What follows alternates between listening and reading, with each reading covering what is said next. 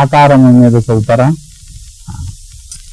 ఆకాశగంగ నీ అడుగున బడం పొడమే, ఆకాశగంగ నీ అడుగున పొడమే, నీకిట్లర్ఘ్యపాద్యంబులిచ్చుటెంత,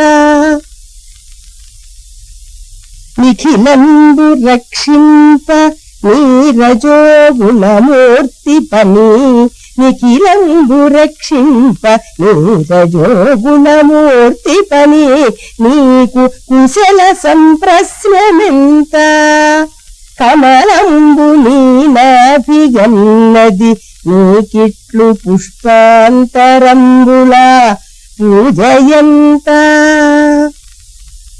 అమృతముని చేతనమరులు వడసిరి, అమృతముని చేతనమరులు వడసిరి, నీకు వన్యాహార నియతి ఎంత, ఎంత మా భక్తి ఎంత, మా ఎరుక ఎంత, మా తపోబలమెంత, మా మనికి ఎంత, ఇంత సంతోషమెసగ నీచటనునికి కంటిని, ఇది మాకు కంటినిది మాకు భాగ్యంబు కలిమిగాదే, ఇది మాకు భాగ్యంబు కలిమి కాదే.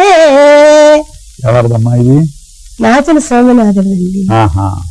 ఎవరికి చెప్తున్నారు? ఎవరు చెప్తున్నారు? కృష్ణుడితోటి అంటారు, స్తోత్రం చేస్తున్నారు.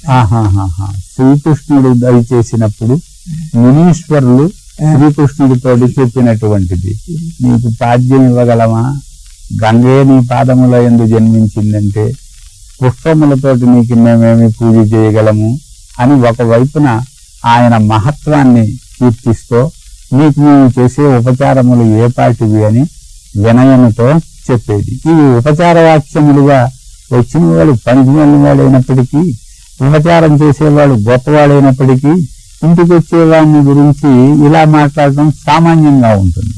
కానీ నిజానికి ఈ ఉపచారములు చేసేవాళ్ళేమో ఉత్తమోత్తములైన మునీశ్వరులు, దయచేసిన వాడేమో పరమాత్మ. ఇంకా వాక్యములలో ఇంతకంటే ఉత్తమోత్తములైన పదములు ఉపయోగించడానికి వీలు లేదు. అలాగ ఉపయోగించగల సామర్థ్యము అవసరము ఉన్నవారు వారు, వాట్లకు లక్ష్యం కాదగినటువంటి వాడు ఈయన. ఆ సందర్భంలో చెప్పింది చాలా బాగుంది.